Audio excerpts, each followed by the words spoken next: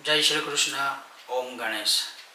कर्मकांड बाय आनंद पाठक में आप सभी का मैं स्वागत करता हूं। और आज मैं बात करने वाला हूं 16 संस्कार के समय जो यज्ञ किया जाता है, उस यज्ञ में जो अग्नि नारायण का आवाहन करते हैं, उन अग्नि नारायण का नाम क्या होता है।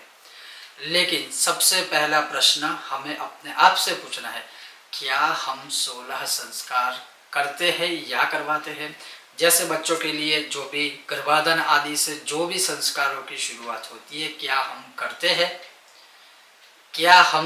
हैं, वो सबसे पहला प्रश्न हमें अपने आप से पूछना है। दूसरी बात मैं आपको बता दूं कि जब भी 16 संस्कार करते हैं, या बहुत जगहों पर खास करके साउथ इंडियन है, या जैसे महाराष्ट्र से आरंभ करके, या कुछ जगह पर नॉर्थ भारत में, उत्तर भारत में बहुत सारी जगहों पर हर एक संस्कार करते हैं और मैं खुद करवाने जाता हूँ।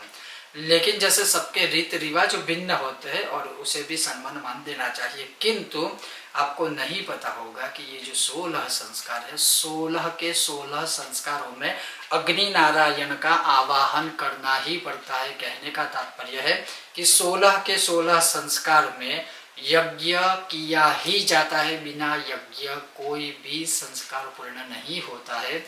और इसीलिए मैं कहता हूँ, क्या हम अपने आप से यह प्रश्न पूछ सकते हैं। जैसे बच्चे का नामकरण संस्कार, जैसे कहते हैं कि बुआ ने नाम रखा और बस नाम रख दिया, लेकिन क्या उस तरह से नाम रखा जाता है। जैसे बच्चा जब पहली बार अन्न खाता है तो सीधा ही खिला दिया, क्या ऐसे ही खिलाया जा सकता है। अन्नप्राशन संस्कार करना पड़ता है, नामकरण संस्कार करना पड़ता है। फिर जब वह विद्या अध्ययन करते हैं तो यज्ञोपवीत संस्कार आदि भी करते हैं। अब बहुत सारे लोग ये कहेंगे कि नहीं, यज्ञोपवीत तो सिर्फ ब्राह्मण की करते हैं। अपने आप से पूछिए, अपने पूर्वजों से पूछिए, यज्ञोपवीत सबकी होती है।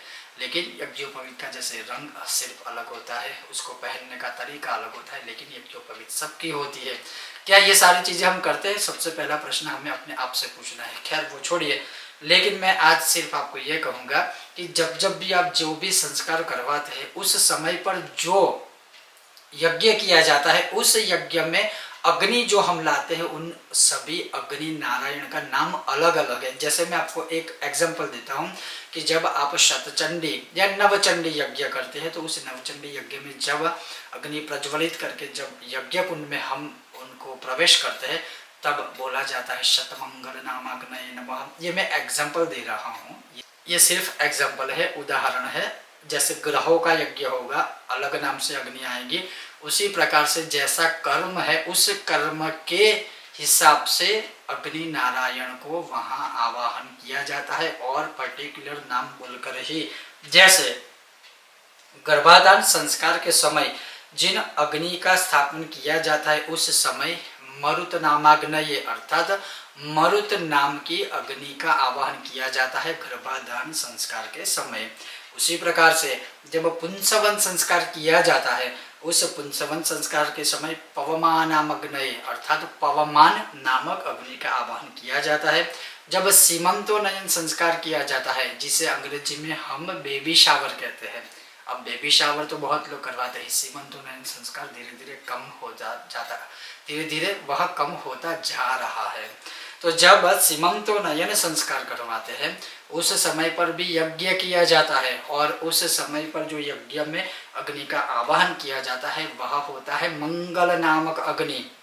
लेकिन मैंने खुद आज तक हजारों मात्रा में इस सीमंतोनयन संस्कार किए हैं, लेकिन अगर जब मैं किसी को कहता हूँ कि इसमें तो यज्ञ करना चाहिए, वो लोग हास्य करते हैं कि नहीं महाराज जी, ये कैसी बात करते हैं, हमारे यहाँ तो ऐसा नहीं होता गुजबराय में। अरे सीमंतोनयन संस्कार हो या 16 संस्कार हो, अग्नि का आवाहन किया ही जाता है। ठीक, जो समझे वो ठीक है, ना समझे उनकी मर्जी है। तो सीमंतोनयन संस्कार जो है, उसमें भी यज्ञ किया जाता है और उस यज्ञ में मंगल नामक अग्नि का आवाहन किया जाता है। फिर जात कर्म संस्कार के समय में प्रबल नामाग्नये प्रबल नामक अग्नि का आवाहन किया जाता है। फिर नामकरण संस्कार, आप सोचिए, नामकरण संस्कार में क्या हम यज्ञ करते हैं? नहीं करते हैं, लेकिन करना चाहिए। और ये लिखा है, हम अपने आप से नहीं बनाते हैं, लिखा है कि नामकरण कर्म समय अर्थात नामकरण करते समय भी यज्ञ किया जाता है, और उसमें यज्ञ का नाम होता है पार्थिव यज्ञ। अन्नप्राशन जब संस्कार किया जाता है तब भी यज्ञ किया जाता है, और उस समय जो यज्ञ में अग्नि का आवाहन किया जाता है उसे शुचि कहते हैं। ऐसे ही चौल संस्कार जब मुंडन करवाते हैं तो सीधा ही हम जाते हैं बार्बर के वहां, मुंडन करवा दिया, हो गया। क्या ये क्या ऐसे होता है? नहीं होता है।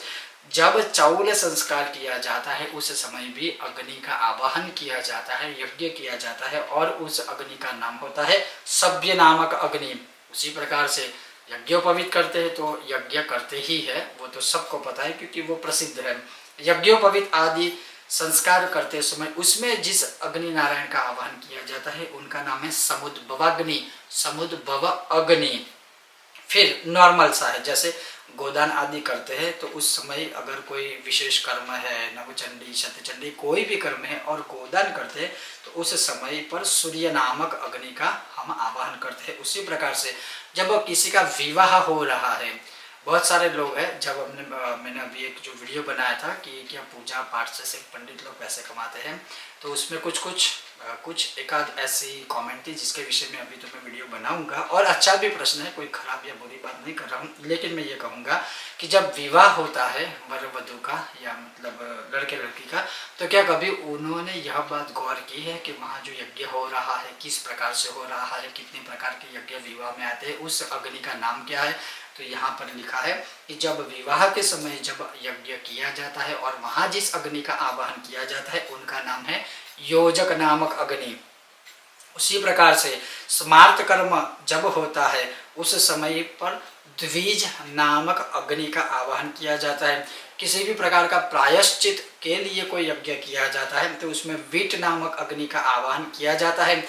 पाक यज्ञ जब किया जाता है तो उसके अंदर पावक नामक अग्नि का आवाहन किया जाता है। और एक जब भी पितरों का कार्य होता है, पितरों से संबंधित कोई यज्ञ होगा तो उसमें कव्यवाहन नामक अग्नि का आवाहन किया जाता है। उसी प्रकार से दैव कर्म जब किया जाता है तब हव्यवाहन नामक अग्नि आता है। जब भी शांति कर्म किया जाता है, जैसे नवग्रहों से संबंधित कोई यज्ञ करते हैं तो वहां पर वरद नामक अग्नि का आवाहन किया जाता है। उसी प्रकार से जब कोई पौष्टिक कर्म है, पुष्टि कर्म है, तो उस समय पर बलवर्धन नामक अग्नि का आवाहन किया जाता है। उसी प्रकार से जब किसी की मृत्यु होती है, जहाँ पर किसी के शव को, किसी के शरीर को, मृत शरीर को जब अग्नि संस्कार देते हैं तब वहां पर क्या बोलते हैं? क्रव्याद नामक अग्नि, अर्थात उस अग्नि का जो नाम है वह है क्रव्याद। इस प्रकार से जो जैसे कर्म होते हैं वह इसी अग्नि नारायण का आवाहन किया जाता है। ऐसा नहीं है कि किसी भी यज्ञ कुंड को रख दिया, अग्नि प्रज्वलित कर दी और उसमें अग्नि डाल दी। जब भी आपके वहाँ पंडित जी आएंगे, जब भी आप यज्ञ आदि करवाएंगे तो यज्ञ कर्म के हिसाब से वह वहाँ पर उस अग्नि नारायण का नाम उच्चारित करेंगे। हालांकि ये सब चीज़ें कोई गौर नहीं करता है, लेकिन जब कोई कुछ बोलेगा तो वो अवश्य गौर करेगा और वहाँ टिप्पणी करेगा। लेकिन सीखिए, समझिए। जैसे मैं आपको बताऊँ, मैं विदेशों में जैसे घूमता हूँ तो ज़्यादातर जो बड़े लोग भी है ना, उनको भी नहीं पता है हमारे धर्म के विषय में, और उनके बच्चे उनको जब प्रश्न पूछते हैं तो उनके पास कोई उत्तर नहीं होता है। क्यों नहीं होता है?